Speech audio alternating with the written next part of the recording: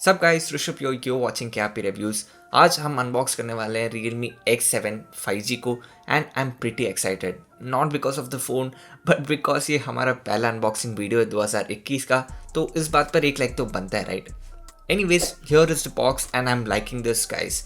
Box थोड़ा सा भारी है मगर ये बॉक्स का पैकेजिंग काफ़ी हटकर है and actually looks like a box जो कोई 30 या 40 हज़ार के फ़ोन के साथ आएगा, but no, this is just a 20K phone.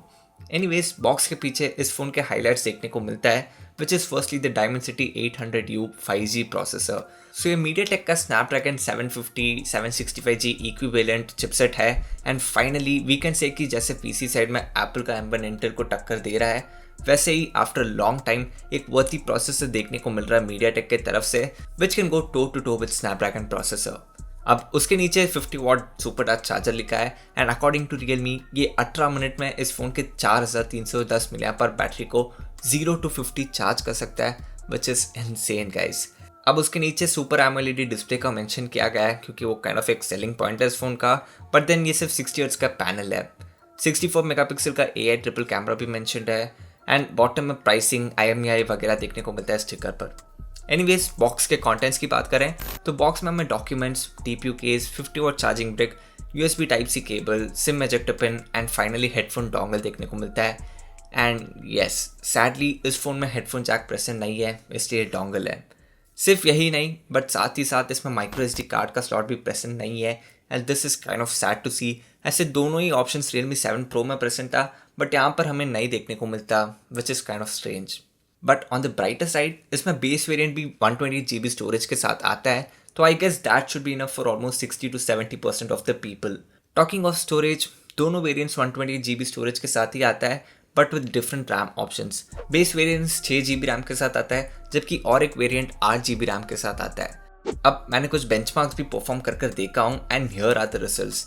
मैं पर्सनली बेंचमार्क में विश्वास नहीं रखता, तो I am going to reserve my judgement for now. इसे कुछ दिन यूज़ करने के बाद मेरे फुल रिव्यू में बताऊंगा कि क्या ये प्रोसेसर सही में अच्छा है या नहीं एंड डे टू डे में ये कैसे परफॉर्म किया, तो उसके लिए डेफिनेटली सब्सक्राइब कर लेना। अब ऑन द फ्लिप साइड मुझे एक चीज़ काफ़ी पसंद आ रही है guys and that's got to be its design. Like पीछे से मुझे ये Reno 4 Pro के वाइब्स दे रहा है, प्लस ये सिल्वर कलर वेरिएंट भी काफ़ी जच रहा है इस पर एंड मोर इम्पोर्टेंटली क्योंकि इसका वेट डिस्ट्रीब्यूशन अच्छा है, I would say I don't mind the plastic back on this and या ओवरऑल डिसेंट काफ़ी अच्छा है। बट प्रॉबली इस फोन के साथ एक प्रॉब्लम होगी लोगों को and that would be the lack of higher refresh rate. इसमें हमें AMOLED स्क्रीन तो देखने को मिलता है बट रिफ्रेश रेट सिर्फ 60 हर्ट्स है। नाउ अगर आपको हाई रेफ्रेश रेट वाले डिस्प्ले पसंद है तो this may not be for you, but अगर आपके लिए AMOLED के कैरेक्टरिस्टिक्स इंपॉर्टेंट है जैसे deep blacks, punchy colours etcetera, then Realme इस फोन के साथ आप ही को टारगेट कर रहा है। इन माई ओपिनियन दो डिस्प्ले अच्छा तो है but honestly speaking it is not that great. Like जब मैंने Samsung Galaxy M15 को फर्स्ट टाइम बूट करके उसके डिस्प्ले को देखा था, I was absolutely in love with it, but ये पैनल उतना खास नहीं है frankly, but that may be just me. Anyways अब कैमरा के बारे में बात करने से पहले इस फोन के एक्स्ट्रास का एक क्विक ग्लिम्स दे देता हूँ।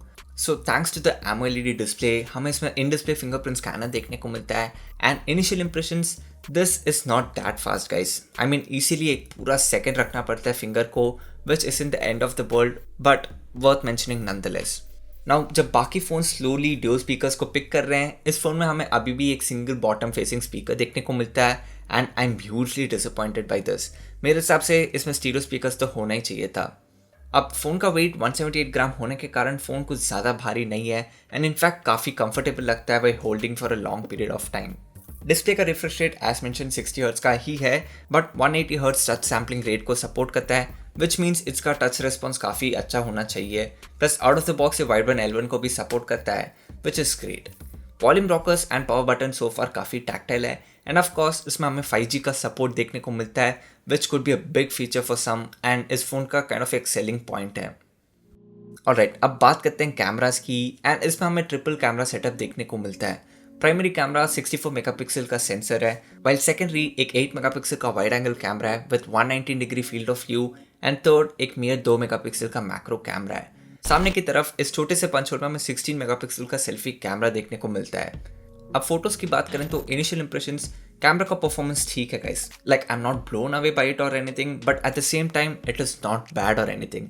ये रहे कुछ फोटोज जो मैंने इस फोन के साथ खींचा मैं पर्सनली इसको और इन डेप्थ में बहुत सारे सिचुएशन में टेस्ट करके फिर बोलूँगा कि इसका कैमरा कैसा है मेरे फुल रिव्यू में। So that's pretty much it for this video guys. After having used it for some time, मेरे ओपिनियंस काइंड ऑफ मिक्स्ड है गाइस। लाइक मुझे इस फ़ोन से कोई वाव वाली फीलिंग नहीं आ रही है जो कि से मुझे गैलेक्सी M51 में देखने को मिला, but this is just my 24 hours with the phone. हो सकता है कि कुछ दिन यूज़ करने के बाद ये कोई स्पार्क छेड़ दे मुझ में, but that time will tell. Anyways, video पसंद आए तो डेफिनेटली लाइक करना, एंड चैनल को फर्स्ट टाइम देख रहे हो तो डेफिनेटली सब्सक्राइब भी करो गाइस। मेरा नाम है ऋषभ, आप देख रहे थे क्या रिव्यूज़। बातचीत करूँगा आपसे मेरे अगले वीडियो में। Take it easy.